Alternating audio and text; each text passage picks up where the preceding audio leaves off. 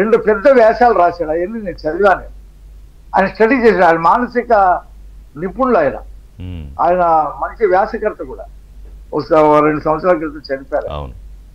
అయితే ఇతనికి డబ్బు పిచ్చి అంటే కొందరికి కొన్ని రకాలు ఉంటాయి సార్. కొందరు బ్యాడ్మింటన్ ఆడి గెలవాలని, లేకపోతే క్రికెట్ ఆడి ప్రపంచంలో పెద్ద పేరు తెచ్చుకోవాలని, లేదా ఒక విషయం కొత్తగా కనిపెట్టి నోబెల్ బహుమతి తెచ్చుకోవాలని అలా ఉంటారు.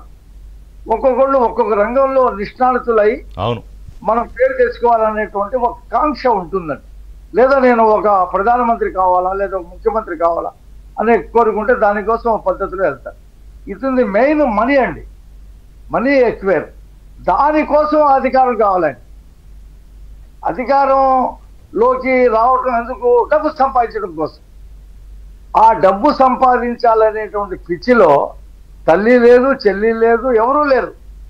ఇంకా అసలు అందరినీ వదిలేస్తాడు. అంటే మీరు అన్నట్టు ఇప్పుడు ఆయనకు ఆకాంక్ష, విపరీతమైన డబ్బు కాంక్ష ఉండి మీరు అన్న పిచ్చి అన్నా కూడా మళ్ళీ గెలవాలంటే సరే ఆ డబ్బు కాంక్ష కోసం, పవర్ కోసం 4 మంచి పనులు చేస్తేనే కదా ప్రజలు మళ్ళీ గెలిపిస్తారు.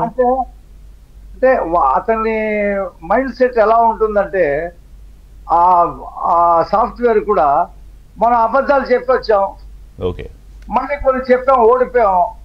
ప్రజలు మళ్ళీ నన్ను ఈ చంద్రబాబు మీద, ఈ కూటమి ప్రభుత్వం మీద అబద్ధాలు చెప్తే నన్ను నమ్ముతారని ఆయన అనుకుంటాడు. ఇప్పుడు మనం ఏదైనా ఒక పిచ్చి ఆసుపత్రికి వెళ్తాం అనుకోండి, ఎర్రగడ్డ ఆసుపత్రికి, వాళ్ళకి ఎంత చెప్పినా వినరు కదా. వాళ్ళే కరెక్ట్, మనం తప్పు అంటారు వాళ్ళు. అదే రకంగా ఈయన డబ్బు పిచ్చిలో ఈ తండ్రి ద్వారా వచ్చినటువంటి విపరీతమైనటువంటి సంపాదన, అసలు ప్రపంచంలో ఇంత సంపాదన ఎవరికి రాలా. 4-5 లక్షల కోట్లు ఉన్నాయి ఆయన దగ్గర. ఎక్కడెక్కడ దాచాడో అన్నీ ఆయనకి తెలుసు. ఇప్పుడు అంటే మీరు చూడండి, నేను మొత్తం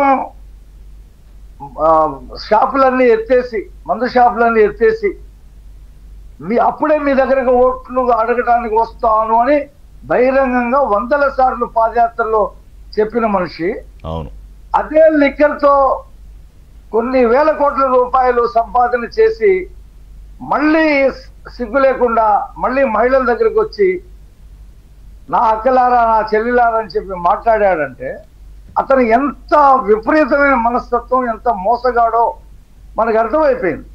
ప్రజలు కూడా అర్థం చేసుకున్నారు. అంటే అతను మారడు, మళ్ళీ అబద్ధాలు చెప్పాలా. మెడికల్ కాలేజీలు కట్టేశాను, అక్కడ ఫోటో దిగితే ఓహో. ఇప్పుడు నేను మీకు రిక్వెస్ట్ చేసేది ఏంటంటే ఆ 17 మెడికల్ కాలేజీల ఫోటోలు కూడా ఇటు మీడియాలో అటు ప్రింట్ మీడియాలో వేసి చూపిస్తే బాగుంటుంది. ఇప్పుడు మా హోంమంత్రి గారు చెప్పారు, నేను అన్ని రక్షణలతో నిన్ను ప్రతి మెడికల్ కాలేజ్ దగ్గరికి తీసుకెళ్తాను, చూపిస్తాను, అక్కడ ఆహా అంటావో ఓహో అంటావో చెప్తావు కానీ రా అని చెప్పేసి నేను ఆ మంది.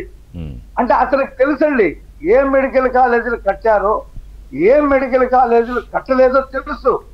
అయినా సరే గోబెల్స్ అనేటువంటి వాడిని ఒక గురువుగా భావించి, ఇప్పుడు హిట్లర్ జమానాలో గోబెల్స్ ఉండేవాడు. గోబెల్సే గురువు అయితే ఈయనే గోబెల్స్ గురువు అవుతాడు తెలియదు. చెప్పిందే చెప్తా ఉంటే నా దగ్గర ఒక మాధ్యమం ఉంది, నేను 4-5 టీవీల్ని లీజుకి తీసుకున్నా, లేదా వాటాలు తీసుకున్నా, పేపర్లు ఉన్నాయి. ఇదే చెప్తా ఉంటే ప్రజలు దాన్ని ఒక రోజుకి నమ్ముతారు అనేటువంటి ఒక సిద్ధాంతానికి ఆయన వచ్చాడు. అదే చెప్తా ఉన్నాడు. మనం చూసాం కదా, నెల రోజులకి ఢిల్లీ వెళ్ళి రాష్ట్రపతి పరిపాలన పెట్టాలి ఆంధ్రప్రదేశ్లో అన్నారు. ఇప్పుడేమంటున్నాడు తెలుసండి కొత్తగా, రేపు జరగబోయే పంచాయతీ మున్సిపల్ ఎన్నికలు కేంద్ర ప్రభుత్వ బలగాల ఆధ్వర్యంలో జరగాలంటాడు. మొన్న పులివెందుల్లో ఓడిపోయిన తర్వాత కూడా అదే అన్నాడు. అంటే ఇవాళ అసెంబ్లీకి నేను వెళ్ళను, నాకు టైం ఎవరు, నువ్వు వెళ్తే కదా. అందుకే పవన్ కళ్యాణ్ ఏమన్నారంటే ఇవన్నీ చూసే బాబు రాజ్యాంగం మా అందరికీ ఉన్నట్టే నీకుందా, నీకేమన్నా స్పెషల్ రాజ్యాంగం ఉందా అని అడిగాడు ఆయన నిన్న. అదే ఇప్పుడు అతనికి తెలుసండి, అసెంబ్లీకి వెళ్తే నా చిట్టా అంతా బయటపడుద్ది, నా డొల్లతనం బయటపడుద్ది, నా దొంగతనం బయటపడుద్ది, నేను దానికి జవాబు చెప్పుకోలేను, కాబట్టి వెళ్లకుండా ఉంటే మంచిదని ఒక ఫలం నిర్ణయం చేసుకున్నాడు ఆయన. ఓకే. దానికి ఏం చెప్తాడు, నాకు ప్రతిపక్ష హోదా ఇస్తే నేను ముఖ్యమంత్రితో సమానంగా మాట్లాడేటువంటి అవకాశం నాకు వస్తుంది అంటాడు.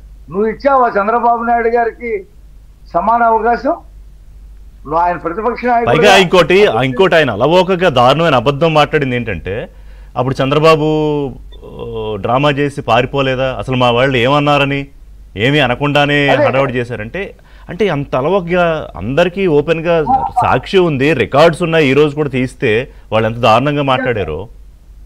అదిగా సార్, ఇప్పుడు ఆయన అంతకంటే దారుణంగా అసెంబ్లీలో ఏం చెప్పారంటే, మహిళలకి 45 సంవత్సరాలకి బీసీ ఎస్సీ మహిళలకి 40 సంవత్సరాలకే పెన్షన్ ఇస్తారన్నారు. ఆ విషయం అసెంబ్లీలో చంద్రబాబు నాయుడు గారు అచ్చెన్నాయుడు గారు ప్రస్తావించారు. ప్రస్తావిస్తే నేను అలా చెప్పలేదన్నాడు. చెప్పలేదంటే అదిగో సాక్షిలో నువ్వు చెప్పింది అదిగో వార్త అని చెప్పి సాక్షి పేపర్ చూపించారు. ఆయన అంటాడు అసెంబ్లీలో, సాక్షి పేపర్ ఎవరు చదవమన్నారు, అదేమైనా ప్రమాణికమా, హిందూ ఏది చూపించాడు అప్పుడు ఆయన నిజమా అని ఆయన చెప్తాడు. పేపర్ అతనిదే, మాట్లాడింది అతనే, సాక్షి పేపర్ ఎవరు ప్రమాణికంగా తీసుకోమని చెప్పారు అని చెప్పి మాట్లాడతారు. రెండోది, ప్రతి చోట వెళ్ళి సన్నబియ్యం ఇస్తానని చెప్పేసి వాగ్దానం చేశాడు. మరి సన్నబియ్యం ఎందుకు ఇవ్వట్లేదా అంటే, ఎవడు చెప్పాడు సన్నబియ్యం ఇస్తామని చెప్పి మేము చెప్పామా అంటే అది చూపిస్తే అది మళ్ళీ అదే సాక్షి గురించి మాట్లాడటం. అబద్ధాలు చెప్పటంలో అతనికి మించిన వాడు లేడు. మీరు అన్నట్టు గోబెల్స్ అబద్ధాలు ప్రచారం చేసేవాడు, ఇట్లా చెప్పిన అబద్ధాలు ప్రచారం చేసేవాడు. ఇతనే అబద్ధాల ఫ్యాక్టరీ, ఇతనే ఒక అబద్ధాల ఫ్యాక్టరీ. ఇవాళ చూడండి సార్, ఇవాళ సూపర్ 6 ఫెయిల్ అయిపోయింది, బస్సు మహిళలు ఫెయిల్ అయిపోయారు, అసలు ఎవరు ఎక్కట్లేదు, రైతులకేమి డబ్బులు అందలేదు, 4000 పెన్షన్ కూడా ఎవరికి ఇవ్వట్లేదు, అన్ని అబద్ధాలు చెప్తాడు.